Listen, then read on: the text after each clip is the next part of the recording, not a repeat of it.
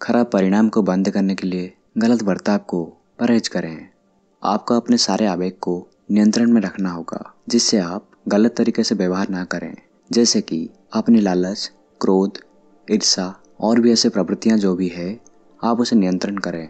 ये सारे आवेग का उपचार हो सकता है, लेकिन हम अपने तरफ से इनसे मुक्त होने के लिए कोशिश ही नहीं करते हैं। भौतिकवादी किसी गहरे कानून या कारण में विश्वास नहीं करते।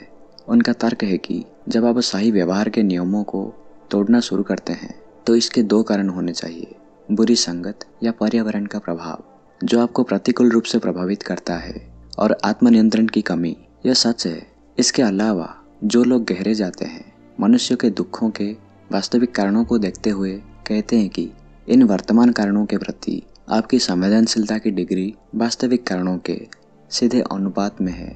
आपके भीतर की बीज प्रवृत्तियां जो आपके पिछले जीवन की व्यवहार से आई है। यदि एक डॉक्टर एक रोग से आपको ठीक कर देता है तो कोई दूसरी बीमारी आ सकती है, जब तक कि वो बीमारी आपकी जिस आदत की वजह से शुरू हुई है उसे बंद न कर दें। यदि कोई डॉक्टर के द्वारा अल्सर से ठीक हो गया है लेकिन खराब खाद्य खाना चालू रखता है, तो फिर से वो अल्सर में या उससे भी ज़्यादा बड़े रोग में पीड़ित होगा।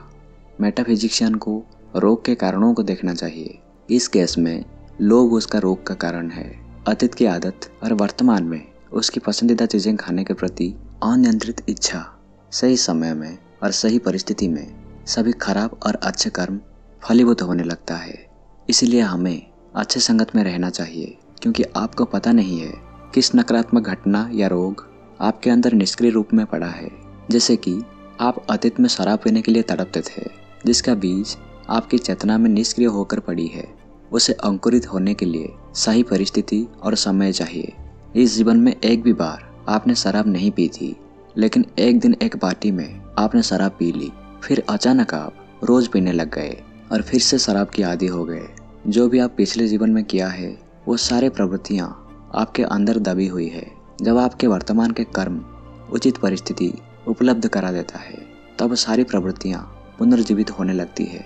जो लोग आपके अंदर खराब आदत को बढ़ावा देते हैं, उनकी संगत छोड़ देना चाहिए। आपको पता नहीं आपके किस गलत कार्य के वजह आप कौन सी आदत की बीज अपने चेतना में बोएंगे। सबसे अच्छा ये होगा कि उसे बढ़ने के लिए मौका ही ना दिया जाए। इन सारी बातों से पता चलता है कि इंसान अपने जीवन को खुद परिचालित कर सकता है, और जीवन एक सुंदर अनुभव है जब आप गुलाम के जगह मालिक होते हैं। आपका सबसे बड़ा दुश्मन है आपकी खराब आदत। वे एक जन्म से दूसरा जन्म आपका पीछा करते रहेंगे जब तक आप उसे पूरी तरह जीत नहीं लेते। किस्मत से मुक्त होने के लिए खराब आदत से खुद को मुक्त करना पड़ेगा। लेकिन कैसे? यहाँ अच्छी संगति एक बड़ी औषधि है। यदि आपको शराब पीने की आदत है तो उन लोगों के साथ मिले जो नहीं पीते।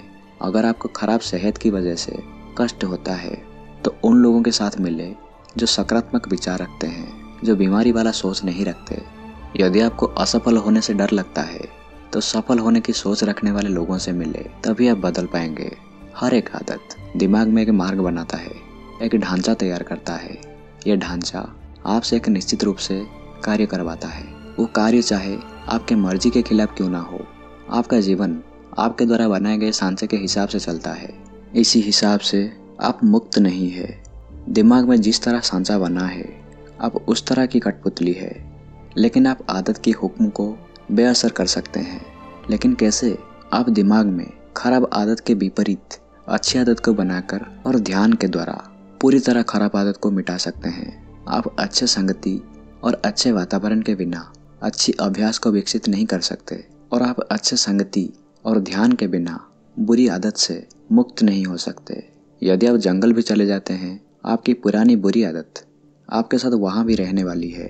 आप उनसे भाग नहीं सकते, तो आपको उनसे जीतने की कोशिश करनी चाहिए। इसलिए इंतज़ार ना करें, खुद को खुद के द्वारा बदलें। यही सबसे ज़्यादा कष्ट और सहज काम है। सहज तब है जब आप अच्छे संगति में रहते हैं, ध्यान का अभ्यास करते हैं। मुश्किल तब है जब आप ध्यान का अभ्यास नहीं करते और बुरी संगति को नहीं छोड़ते हैं।